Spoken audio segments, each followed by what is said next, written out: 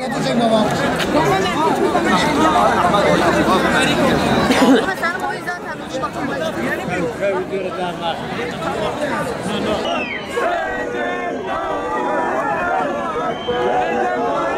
Değerli kardeşlerim, hanımefendiler, beyefendiler, sizlere kalbi duygularımla, muhabbetle selamlıyorum.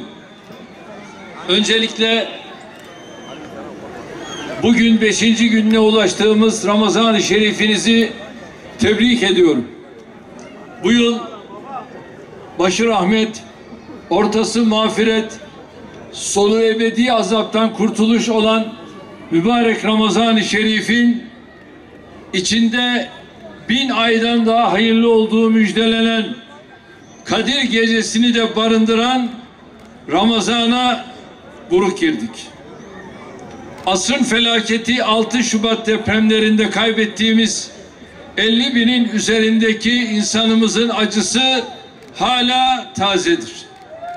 Adıyaman'la birlikte bazı illerimizde deprem afetini, bir de sel felaketi izledi. Bir kez daha depremde ve sellerde kaybettiğimiz her bir cana Allah'tan rahmet, yakınlarına başsağlığı ve sabır diliyorum. Ansızın hayatımızdan kopup giden sevdiklerimizin hatıraları yüreklerimizde hep yaşayacak. Depremin milyonlarca insanımızın yüreğinde açtığı yaraları sarmak için gece gündüz çalışıyoruz. Ulaştırma ve Haberleşme Bakanımız Adil Bey ilk günden beri burada koordinasyonu yürütüyor. AFAD'dan karayollarımıza, güvenlik güçlerimizden sağlıkçılarımıza kadar belediye başkanlarımız hep birlikte Adıyaman'da koordinasyon içerisinde görev aldılar ve burada çalışıyorlar.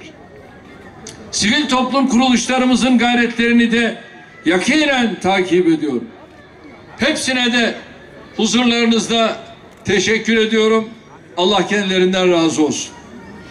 İlk günlerdeki önceliğimiz olan araba kurtarma çalışmalarının yerini zamanla enkaz kaldırma faaliyetleri aldı. Bir yandan geçici barınma alanlarını kuruyor, diğer yandan kalıcı konutların inşasına başlıyoruz. Acil ihtiyaçları karşılamak için çadırdan konteynere, prefabrik yapılara kadar tüm barınma imkanlarını seferber ettik. Bölge genelinde geçici barınma merkezlerinde 2,5 milyon insanımızı misafir ediyoruz. Adıyaman başta olmak üzere depremde hasar alan şehirlerimizin tamamında kurulumu hızla süren konteynerlerin sayısını en kısa sürede 100.000'e çıkartacağız. Ayrıca diğer barınma alternatiflerini de hızla devreye alıyoruz. Hasarsız ve az hasarlı evler yavaş yavaş kullanılmaya başlandı.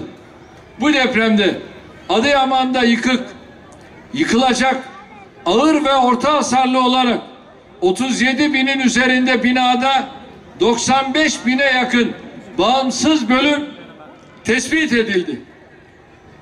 Deprem bölgesinin tamamında bu sayı 312 bin binada 900 bin bağımsız bölüme kadar çıkıyor.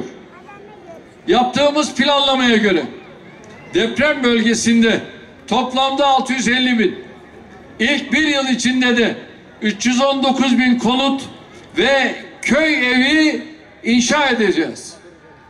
Adıyaman'da inşa edeceğimiz konut sayısı yaklaşık 50 bini, köy evi sayısı 23.640'ı bulacak. İster il ve ilçe merkezlerinde, ister köylerde olsun, evi yıkılan veya kullanılamaz hale gelen hiçbir Adıyamanlı kardeşimizi mağdur etmeyeceğiz. Her bir kardeşimizi içinde huzurla ve güvenle oturacağı yeni yuvasına mutlaka kavuşturacağız. Kentsel dönüşüm projeleriyle diğer alanları da güvenli hale getireceğiz. Geçtiğimiz günlerde Kahramanmaraş ve Hatay'da deprem konutlarının temellerini attık. Bugün de 4431'i Adıyaman'da olmak üzere 22.467 kalıcı deprem konutumuzun da bugün burada temelini atıyoruz. Böylece yapım sürecini başlattığımız konut ve köy evi sayısı 56.323'e ulaştı.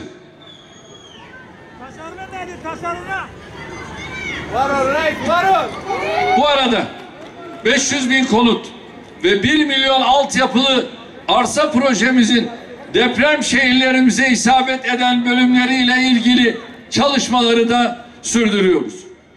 Adıyaman'da ilk evim için 2650 konutun, ilk arsam içinde 6250 arsanın hak sahiplerini kura çekişleriyle belirledik.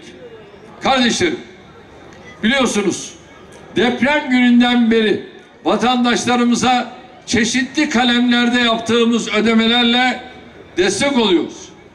Her depremzede aileye 10.000 lira ödeme yaptık. Yakınları vefat edenlere acil ihtiyaçları için 100.000 lira veriyoruz. Taşınma desteği olarak kiracı ev sahibi ayrımı yapmadan 15.000 lira ödüyoruz. Kira desteği olarak da aylık 3.000 lirayla 5.000 lira arasında, yani yılda 36.000 lira ile 60.000 lira arasında ödeme yapıyoruz. Misafirhanelerde, yurtlarda, otellerde, konteyner kentlerde kalanların tüm ihtiyaçlarını karşılıyoruz. Üretimi desteklemek, şartları yeniden döndürmek için sanayicilerimize, esnaflarımıza sunduğumuz ilave imkanlar var.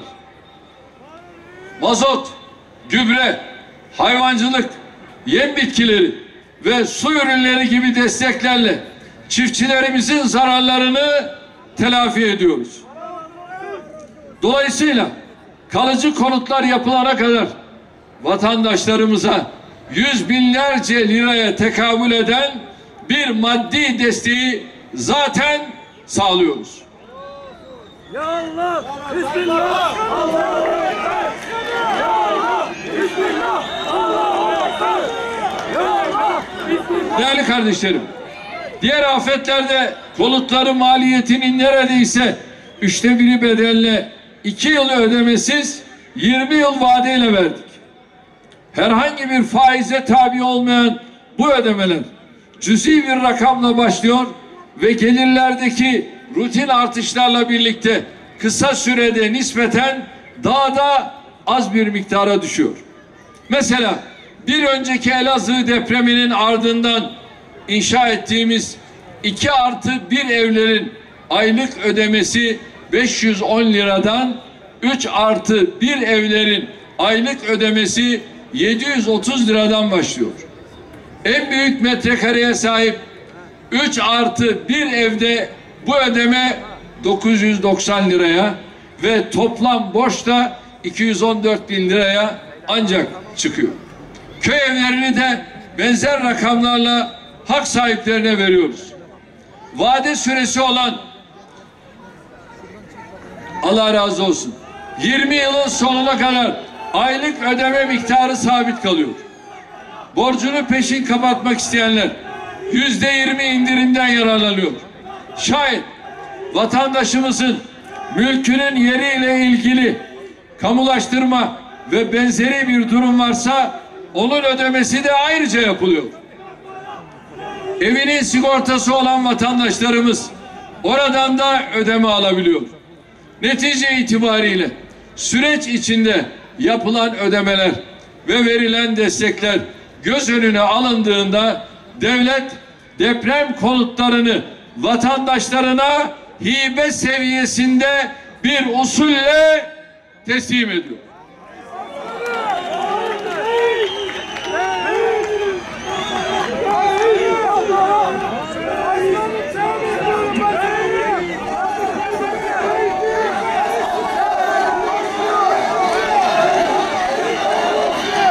Kardeşlerim, birilerinin milletin ne yaşadığından, devletin ne yaptığından ve insanımıza hangi imkanları sunduğundan habersiz oldukları anlaşılıyor. Maalesef bunlar her konuda olduğu gibi bu hususta da yalan yanlış beyanlarla ortalığı karıştırmaya çalışıyor. İşte Bay Kemal'i biliyorsunuz.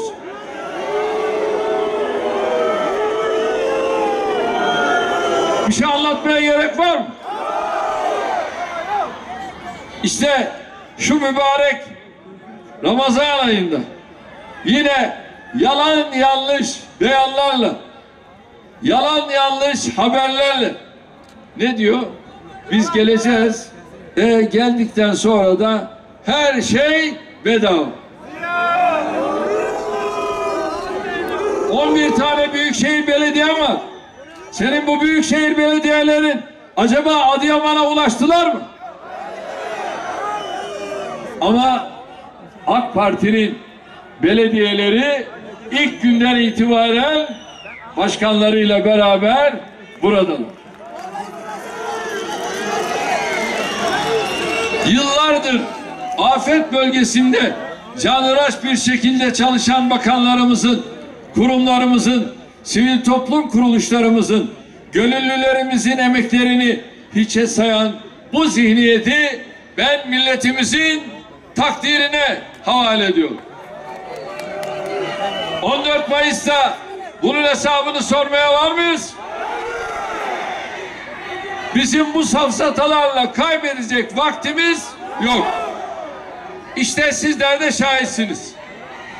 Pek çok meseleyi aynı anda çözüyor.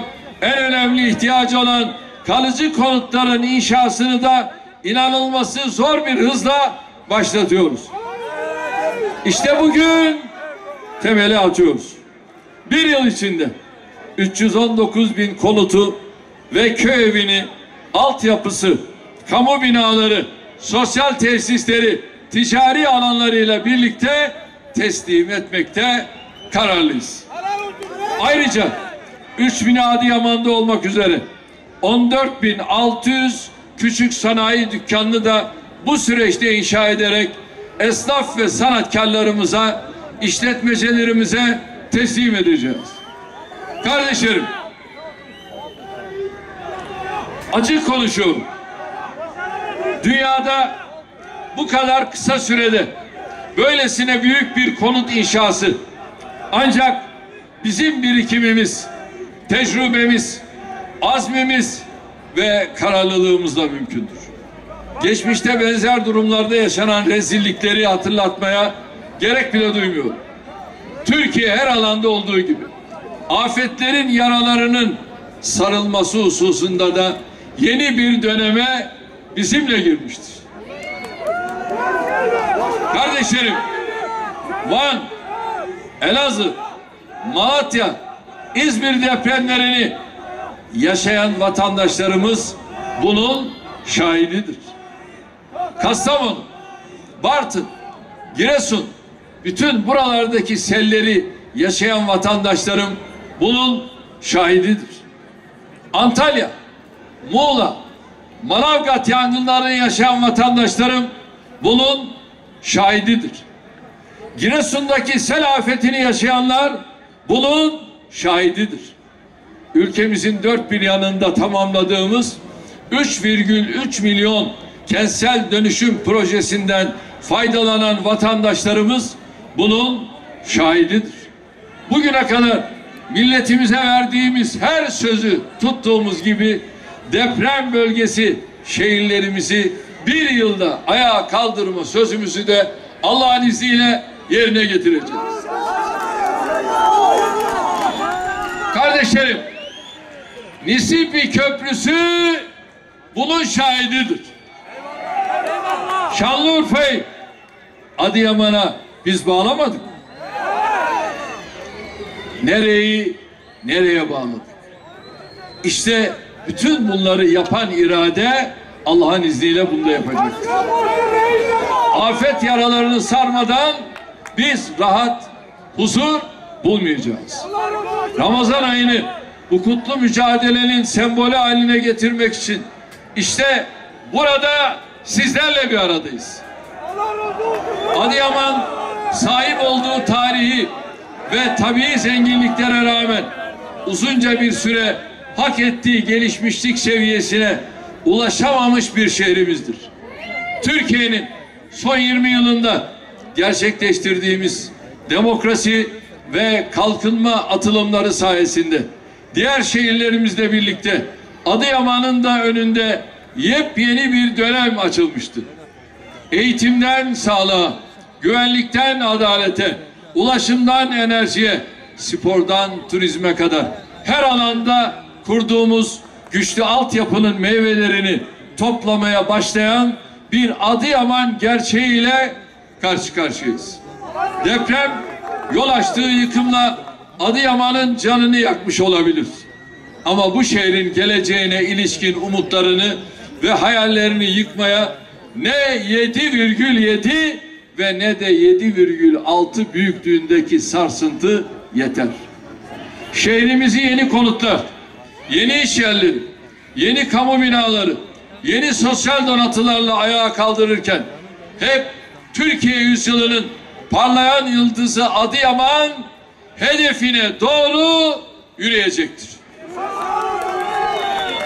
Kıymetli Adıyamanlı kardeşlerim, hepinizi saygıyla, hürmetle, muhabbetle selamlıyorum.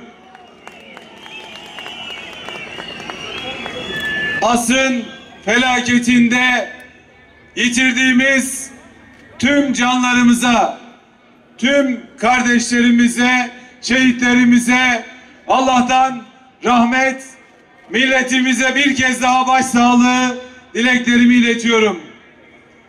Bugün pirlerin, seyitlerin diyarı Adıyaman'ımızdayız. Depremin açtığı yaraları sarmak için milletimizi sinesine koşan, birliğimizin teminatı, milletin lideri Sayın Cumhurbaşkanımızla beraberiz. Asrın felaketinin acısını sadece 11 ilimiz değil, 85 milyon vatandaşımız hep birlikte yaşadık.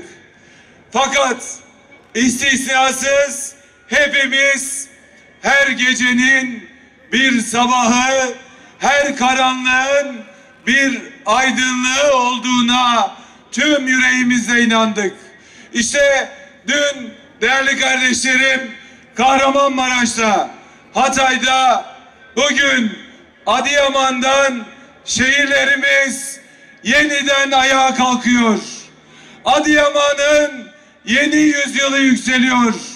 Baştan başa tüm Anadolu'muz inşallah Sayın Cumhurbaşkanımızın liderliğinde büyük ve güçlü Türkiye yükseliyor. Sayın Cumhurbaşkanım, bir daha aynı hüznü, aynı acıları, aynı kederi yaşamamak için devletimizde, milletimizde 81 ilimizin tamamında bir dönüşüm seferberliği içerisindeyiz. Ve tüm deprem bölgesinde yeni yuvalarımız için 15. gününde ilk sözleşmelerimizi imzaladık.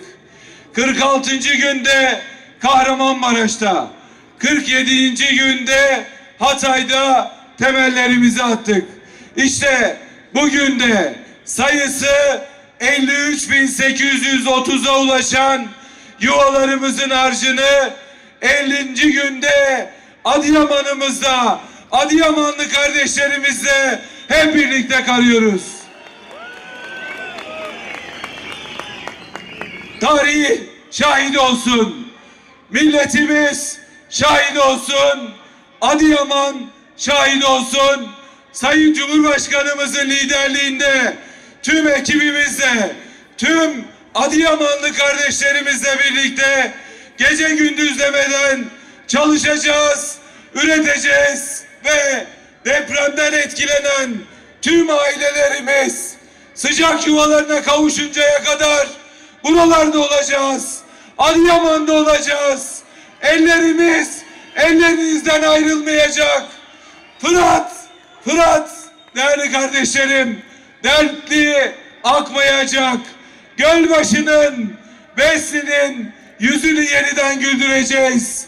Ulu Cami'nin gözyaşını dindireceğiz ve Allah'ın izniyle 365 gün sonra sizlere yeni yuvalarınızı yine Sayın Cumhurbaşkanımızın teşrifleriyle birlikte teslim edeceğiz.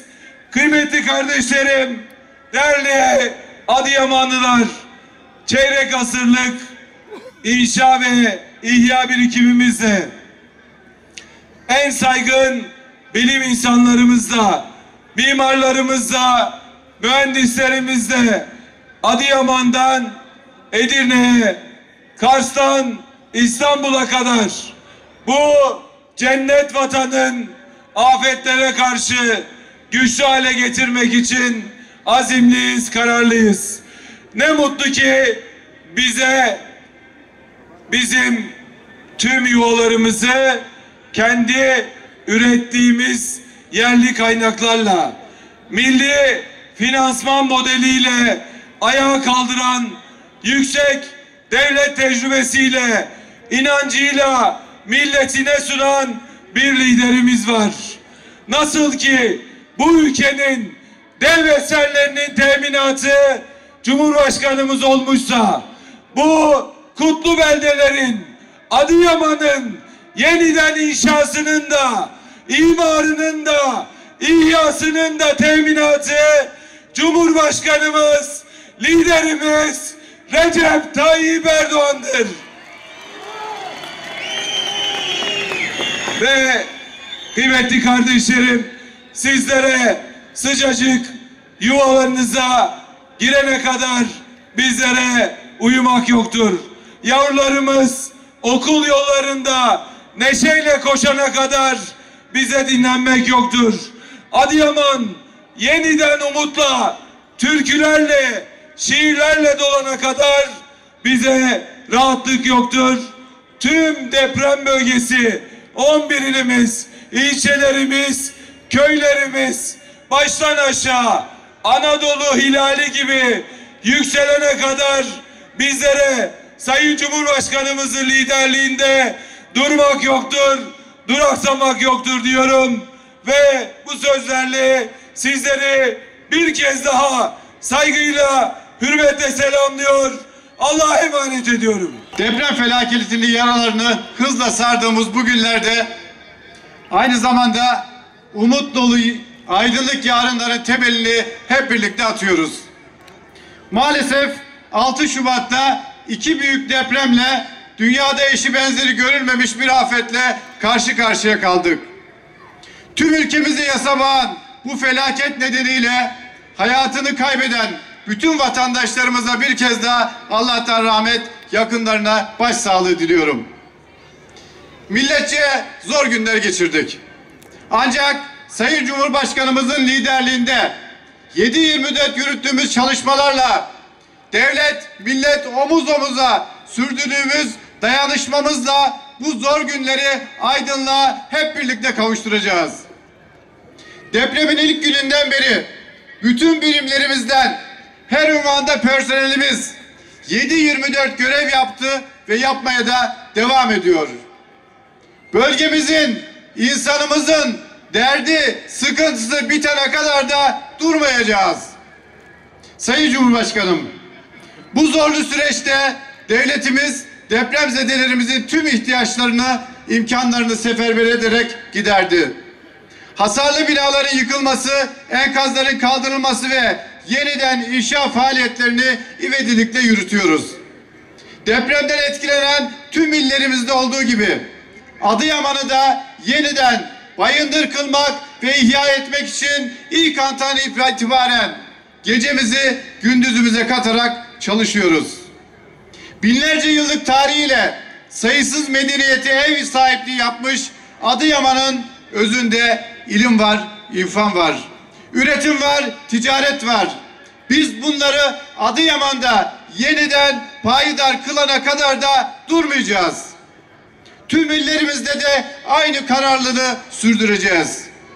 Depremin açtığı yaraları sarmak, yarınlara umutla bakmak ve bölgeyi geleceğe taşımak için çok önemli çalışmaları devam ettiriyoruz.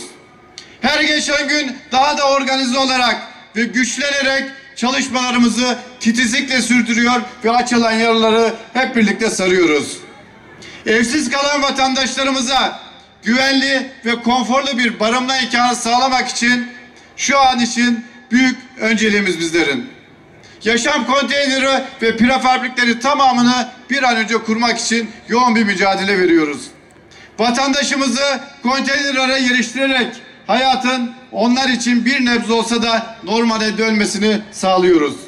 İnşallah bu sayıları da hızla artıracağız. Burada temel atma törenimizle başlangıcını yaptığımız süreci en kısa sürede tamamlayacak, vatandaşlarımızı hızlıca kalıcı konutlara taşıyarak daha düzenli bir hayat kuracağız. Geçmişten geleceğe uzanan çok daha güçlü ve gelişmiş bir Adıyaman'ı hep birlikte kuracağız. Dayanıklı ve sürdürülebilir şehirler oluşturma vizyonumuz doğrultusunda Adıyaman'ımızı da örnek bir şehir yapacağız. Kimsenin şüphesi olmasın. Sayın Cumhurbaşkanımızın liderliğindeki Türkiye hiç olmadığı kadar güçlüdür. Umutları yeniden yeşerterek yaşadığımız bu acı günleri tarihe gömeceğiz. Sayın Cumhurbaşkanım, liderliğiniz ve milletimizin güveni sayesinde ülkemizin bütünsel kalkınmasını sağlayan projelerimizde, eserlerimizde Türkiye'mizin geleceğini aydınlatan faaliyetlerimize aralıksız devam edeceğiz. Kardeşliğimiz ve birliğimiz ve dayanışmamız şehirlerimizi yeniden ayağa kaldırmadaki asıl çimentomuz olacak.